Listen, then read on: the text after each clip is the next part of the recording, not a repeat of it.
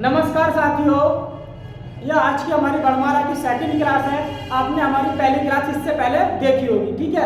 आइए दूसरी क्लास है हमारी। उससे पहले आप सबके लिए एक मोटिवेशनल शायरी। रक्त बहाकर श्रृंगार करो, खामोशी है तलवार नहीं, अरे हम वंशज हैं राणा के, हार तो हमें स्वीकार नहीं। ठीक, आइए देखते हैं आज की दूसरी क्लास है। उससे पहले मैं आपके लिए थोड़ा कुछ कहना चाहता हूँ। अरे हम अच्छा बच्चों ये बताओ, साथियों बच्चों तक नहीं बोलूँगा क्योंकि सब हो सकता सब मेरी एज के लगभग मुझसे बड़े कुछ छोटे हो गए। अच्छा साथियों ये बताओ आप मुझे, आपने देखा होगा हम कोई चीज़ याद करने बैठते हैं तो बहुत जल्दी भूल जाते हैं। ऐसा क्यों? क्योंकि हमारी जो याद करने की जो टाइमिंग है वो गलत है। मैं आपको बता दूं, जो याद करने की जो टाइमिंग होती है सही, वो होती है सुबह 4 बजे से लेकर 6 बजे तक। क्यों? क्योंकि उस टाइम जो होता है हमारा जो बिल्कुल वातावरण होता है शांत होता है और हमारा माइंड भी बिल्कुल रिलैक्स होता है। ठीक, क्योंकि वो समय एक ऐसा होता है अगर जब आप याद करोगे तो वो 100% आपको याद रहेगा। क्यों? क्योंकि उस टाइम पर याद करा हुआ हमारे माइंड में बैठ जाता है बिल्कुल ही। ठीक, और अगर अदर टाइम याद करोगे हालांकि तो उसके लिए आपको ज़्यादा मेहनत करनी पड़ेगी। ठीक है, और आपने देखा होगा कि लड़के मतलब बच्चे कोई भी है सब रटते रहते हैं। भाई रटने से काम नहीं चलता। बस खाली कैसा पढ़ना, आपको एक बार पढ़ो आराम से और उसको छोड़ दो, फिर उसको दोबारा पढ़ो। बस खाली पढ़ना है, रटना नहीं है, उसको ना याद करना। बस पढ़ो फिर छोड़ दो, फिर दोबारा पढ़ो फिर छोड़ दो। मतलब आराम से पढ़ना है और उसको छोड़ देना। ठीक है, ऐसे ही पढ़ना। यही प्रक्रिया आपको दोहराते रहना है 4-5 बार, अपने आप याद हो जाता है। रटा नहीं जाता कोई भी चीज़। ठीक है, आइए चलिए आज की फिर हमारी सेकंड क्लास शुरू करते हैं। हम देखिए हमारा आज का प्रश्न है, उच्चारण काल या मात्रा के आधार पर स्वर कितने प्रकार के होते हैं। ठीक, देखिए यहाँ लिखा है मैंने काल या मात्रा। बात देखिए या तो वो काल लिख सकता है या मात्रा लिख सकता है। ठीक है, तो ये हो गए हमारे। ठीक, कितने प्रकार के होते हैं? 3 प्रकार के होते हैं। कौन कौन से होते हैं? ह्रस्व स्वर या इसे लघु स्वर भी कहते हैं, दीर्घ स्वर या इसे गुरु स्वर भी कहते हैं, और ये होते हैं हमारे कृत स्वर होते हैं। ठीक, मैं आपको बता दूं इन्हें हम एक मात्रिक स्वर भी कहते हैं।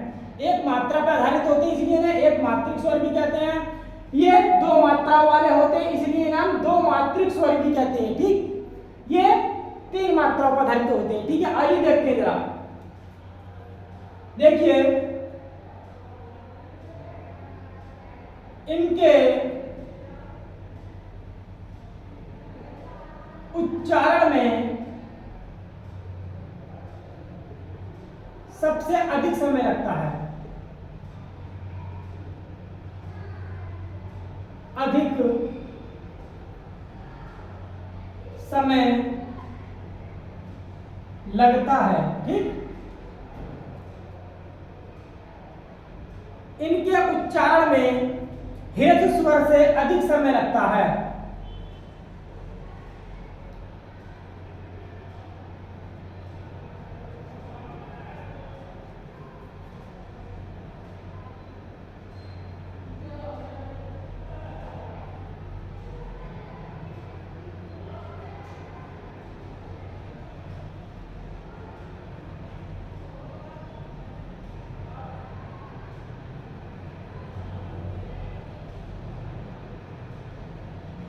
फिर हमारे प्लुत स्वर, इनके उच्चारण में सबसे अधिक समय लगता है।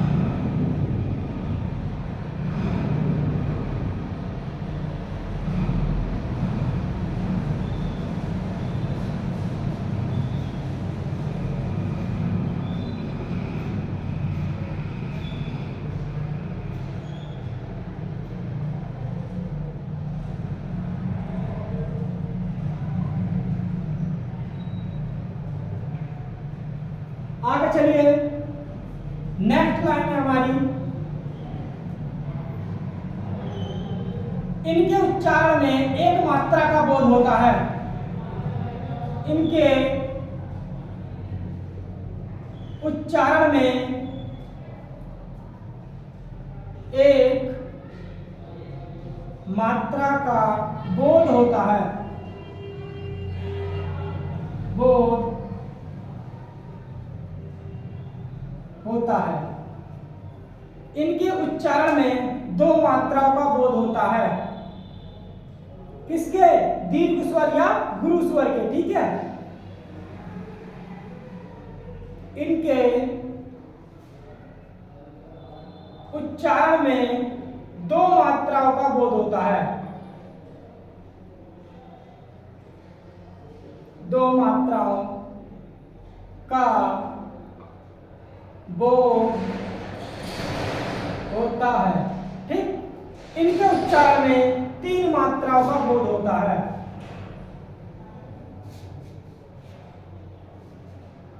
इनके उच्चारण में तीन मात्राओं का बोध होता है। बोध होता है। नेक्स्ट लाइन देखिए इनकी पहचान की।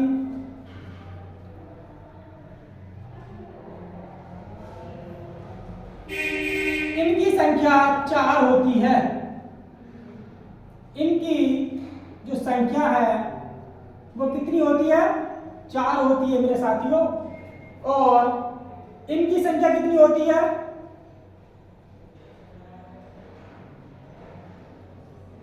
इनकी संख्या जो होती है वो 7 होती है। ठीक, और इनकी संख्या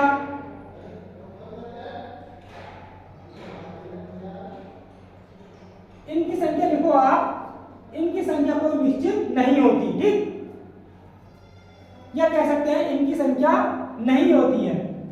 फिर है हमारा नेक्स्ट लाइन है अपनी, इनमें कौन कौन से आते हैं? ठीक है, 4 जो होते हैं वो देखो इसमें आते हैं एक मात्रा वाले। ठीक है, लघु स्वर। तो देखो लघु स्वर या एक मात्रा वाले स्वर कौन कौन से होते हैं हमारे?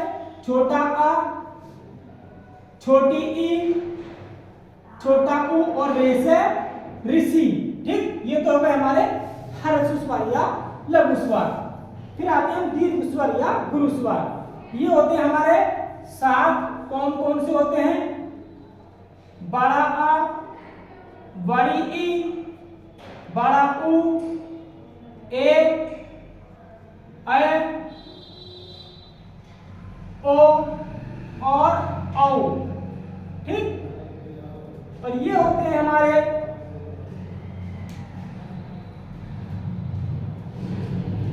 ओम। जो आता है हमारा वो इसी में आता है, इसमें प्लस स्वर में। ठीक है, मैंने यहाँ भी रेड से लिख दिया, यहाँ भी रेड से लिख दिया। यहाँ से रेड से अच्छा नहीं लग रहा तो आप यहाँ लिख लो, ब्लू से लिख लो।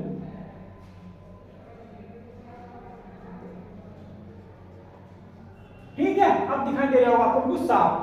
आइए अब देखिए, मैंने लिखा था काल या समय या मात्रा। अभी में आप मात्रा भी देखो, इसकी तो मात्रा होती है छोटी, आगे कोई मात्रा नहीं होती है। ठीक, छोटी की मात्रा जो होती है हम इस प्रकार लगाते हैं बच्चे, देखिए जरा। ठीक, फिर आती है छोटे की मात्रा जो लगाते हैं हम इस प्रकार लगाते हैं कोमा। फिर रेशर इसकी मात्रा जो लगाते हैं इस प्रकार लगाते हैं, पृथ्वी लिखते हैं। पृथ्वी में जो मात्रा टांगते हैं क्यों टांगते हैं? ये तो है इसकी मात्रा। अब इनकी मात्रा देखो, इसकी मात्रा आएगी आपकी, ये आएगी। और जो हम बड़ी की मात्रा जो लगाते हैं वो लगाते हैं इस प्रकार। ठीक, कोमा लगाते चलो सबके बीच में। फिर आगे हमारा बड़े ऊ की मात्रा लगाते हैं हम इस प्रकार। जो ए से ये होता है हमारा ए से एड़ी पे रखती है हमारी सिंगल मात्रा। ठीक, और ऐसे एन जो होता है इस पे रखती है हमारी 2 मात्राएं। फिर आता है ओ से ओखली, इस पे रखती है हमारी सिंगल मात्रा ओ वाली। और जो औ होता है इस पे रखती है हमारी डबल मात्रा। ठीक, और जो ओम जो होते हैं इस पे रखती है, ये कराती है हमारी 3 मात्राओं का बोध। तो 3 मात्राएं आप जानते हो लगाने किस प्रकार लगाते हैं हम, ये 3 मात्राएं हो गई। ठीक है, आपको समझ में आ गया होगा। ठीक है, यही हमारा क्या होता है, उच्चारण काल या मात्रा के आधार पर स्वर के प्रकार होते हैं। कितने? 3 प्रकार होते हैं, और मैंने आपको बता दिया है ये होते हैं। ठीक है, जो कि एग्जाम की दृष्टि से बहुत महत्वपूर्ण है, और एग्जाम में कई बार यहाँ से सवाल पूछे भी गए आपको और पूछे भी जाते हैं। ठीक, एक बार आप और देख लीजिए और इसका स्क्रीनशॉट ले लीजिए। ठीक है, और आप नोट्स जरूर बनाते चलना। ठीक, मेरे साथ चलिए आगे देखते हैं। अब तो बच्चों आपने स्क्रीनशॉट तो ले लिया होगा, ठीक है। थोड़ा प्लस स्वर के बारे में और जान लेते हैं। जब प्लस स्वर कहते किन्हें हैं, देखो प्लस स्वर उन्हें कहते हैं जैसे कि हमने मतलब जो दूर खड़े व्यक्ति को अगर उसको हम आवाज लगाएंगे और जो आवाज को जो उच्चारण होता है उसी को हम प्लस स्वर बोलते हैं। मतलब दूर खड़े व्यक्ति को पुकारने में, हंसने में, रोने में जो समय लगता है वही प्लस स्वर के अंतर्गत आता है, ठीक है। उसे ही हम प्लस स्वर कहते हैं। एक बार और सुन लो, रोने में, हंसने में, दूर खड़े व्यक्ति को पुकारने में जो उच्चारण लगता है, जो समय लगता है, उसे ही हम क्या कहते हैं, प्लस स्वर कहते हैं, ठीक है। और आप समझ लिया होगा, इसका एक बार स्क्रीनशॉट और ले लेना, ठीक है। चलिए आगे देखते हैं। चलिए आइए नेक्स्ट क्वेश्चन है हमारा उच्चारण स्थान के आधार पर स्वर, ठीक है। स्वर के प्रकार या स्वरों के स्थान। अच्छा, हमने देखा होगा जो स्वर है हमारे, जो उनका हम जो उच्चारण करते हैं, ठीक है, वो किस स्वर का उच्चारण मुंह के किस स्थान से होता है, ठीक है, वही है। या गले के किस स्थान से होता है, गले से कौन से स्वर बोले जाते हैं, मुंह से कौन से स्वर बोले जाते हैं, बस यही है, कुछ भी नहीं है इसमें। हलवा बिल्कुल आसान है, बताइए। देखिए कंठ है। अच्छा, कंठ में जो आते हैं हमारे कौन कौन से स्वर होते हैं जो कंठ से बोले जाते हैं। देखो इसमें आप कंफ्यूज मत होना, इसे कंठे भी कहते हैं या कंठ भी कहते हैं, इसे तालव्य भी कहते हैं, तालु भी कहते हैं, इसे ओष्ठ भी कहते हैं, इसे ओष्ठ भी कहते हैं, इसे कंठ तालव्य, इसे कंठोष्ठ या कंठोष्ठ भी कहते हैं, इसे मूर्धन्य या मूर्धा भी कहते हैं इसको, ठीक। इसको मूर्धा भी कहते हैं, इसको कंठोष्ठ या कंठोष्ठ है, इसको कंठ तालव्य या कंठ तालव्य, ठीक। इसको ओष्ठ या ओष्ठ, इसको तालव्य, इसको कंठ है। और जो नए बच्चे हैं वो थोड़ा समझ लो, कंठ मिली गला, तालव्य मिली तालु, ठीक। और ओष्ठ होठ, कंठ तालव्य, गला और तालु, कंठोष्ठ, गला और होठ, और मूर्धा बोलते हैं हमारी जो मुंह की ऊपरी वाली छत है। बस इसमें यही है। अब यही पूछ रहा है हमसे किस स्वर का उच्चारण मुंह या गले के किस स्थान से होता है। तो देखो मैं आपको बता दूं, तो कंठ है, यहाँ से हमारा छोटा आ और बड़े आ का उच्चारण होता है। तालव्य से होता है हमारा छोटी ई और बड़ी ई का उच्चारण। ओष्ठ से होता है हमारा छोटा ऊ और बड़े ऊ का उच्चारण। और कंठ तालव्य से होता है हमारा ए और आई का उच्चारण। कंठोष्ठ से होता है हमारा ओ और औ का उच्चारण, ठीक। इसको थोड़ा दोबारा लिख लो आप, ओ और औ का उच्चारण। और मूर्धन्य से होता है हमारा रे से ऋषि का उच्चारण, ठीक है। इसको मैंने इसलिए क्रम में लिखा है, कोई भी बच्चा कंफ्यूज मत होना।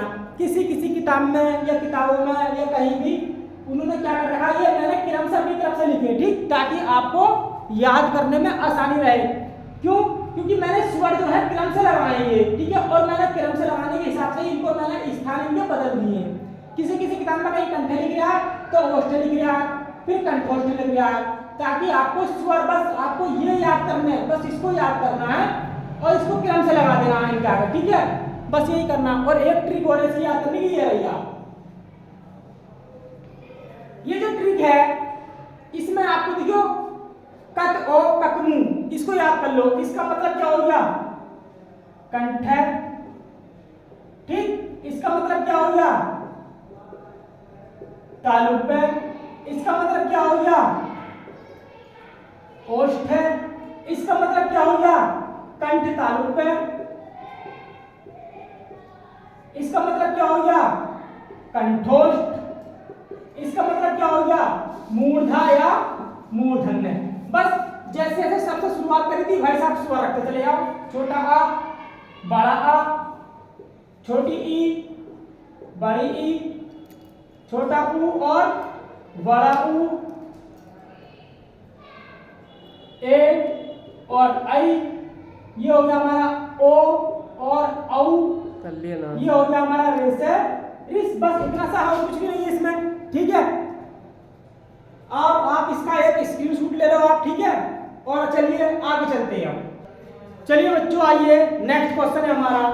और मैं आपको बता दूं आप जो है तो तैयारी कर रही हो ना, वो ऐसी तैयारी करो कि धूम मचा दो, मतलब शांत मत बैठो, गर्दे काट दो पढ़ाई के मामले में। और पढ़ाई कैसे करनी है, बिल्कुल शांत बैठ के, ठीक, हाँ, एकत्र में, ताकि किसी को पता नहीं चले, ठीक। पता कब चले, जब पड़ोसी के आगे डीजे बजे।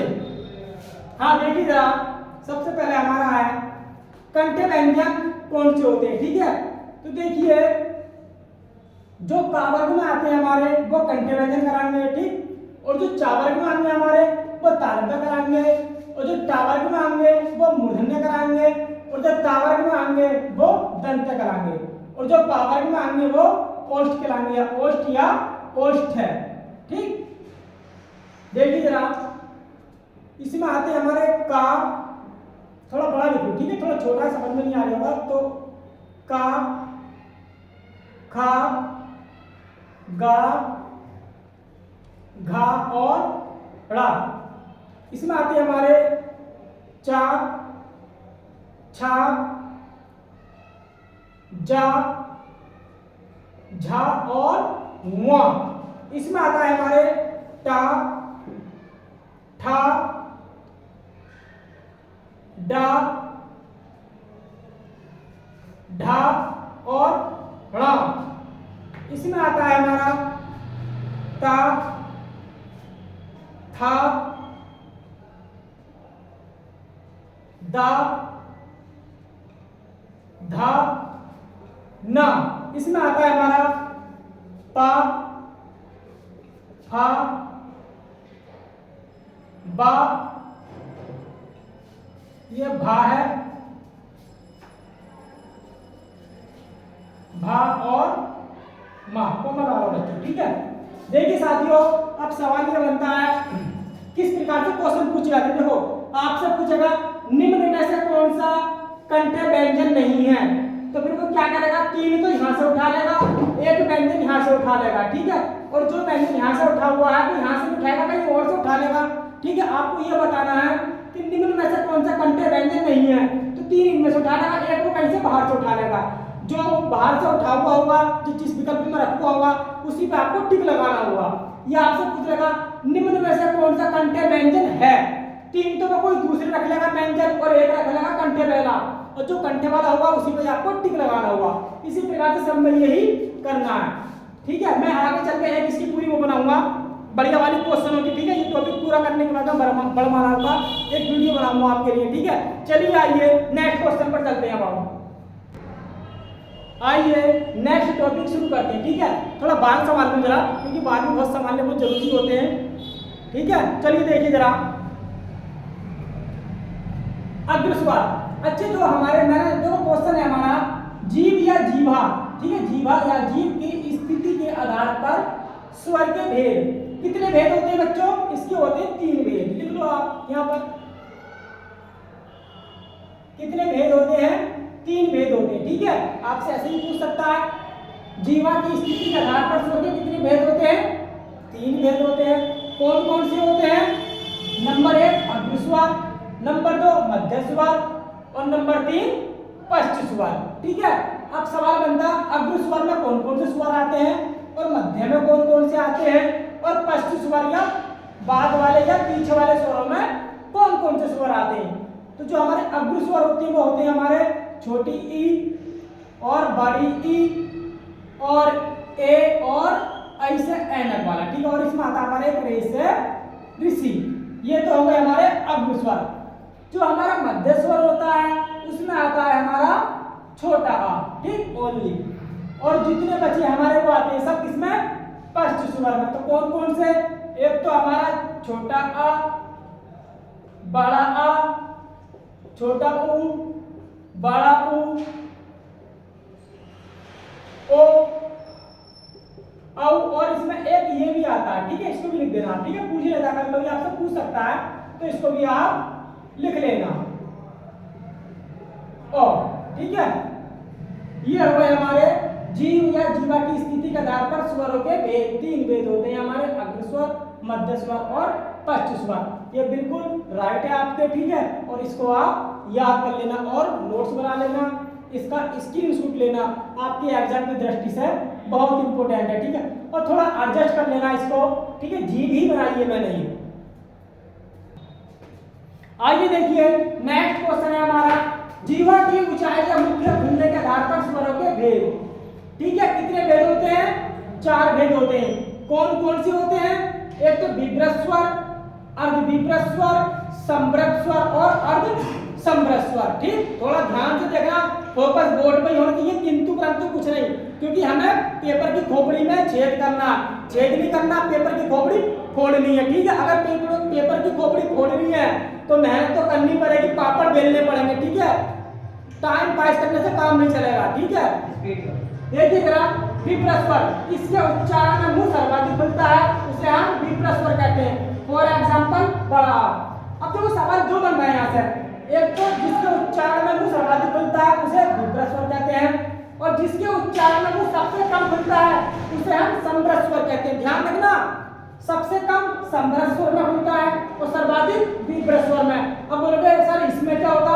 इनमें थोड़ा इनके मतलब इससे कम खुलता है, और इसका जो इसमें थोड़ा इससे मतलब अर्धसमृत स्वर का जो मुंह है ना, वो समृत स्वर से थोड़ा ज्यादा खुलता है। तो वो दो ही पूछता है, सबसे अधिक किसमें खुलता है और सबसे कम किसमें खुलता है। बस हमारे लिए ये इंपॉर्टेंट है, क्योंकि एग्जाम में पूछा गया है कैसे,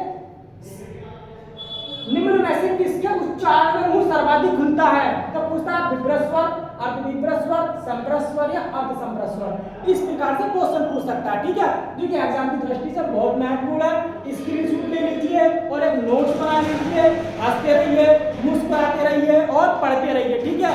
और अपने कंधों पर सितारे और वर्दी का सपना जरूर पूरा कीजिए, ठीक है। मैं आपके साथ हूँ, किसी को कोई दिक्कत हो कुछ हो तो कमेंट बॉक्स में कमेंट करिए, उसके लिए मैं तैयार हूँ, ठीक है। अगर कहीं पर मेरी वीडियो में कोई कमी नजर आती है तो आप कमेंट बॉक्स में कमेंट जरूर करना। धन्यवाद साथियों।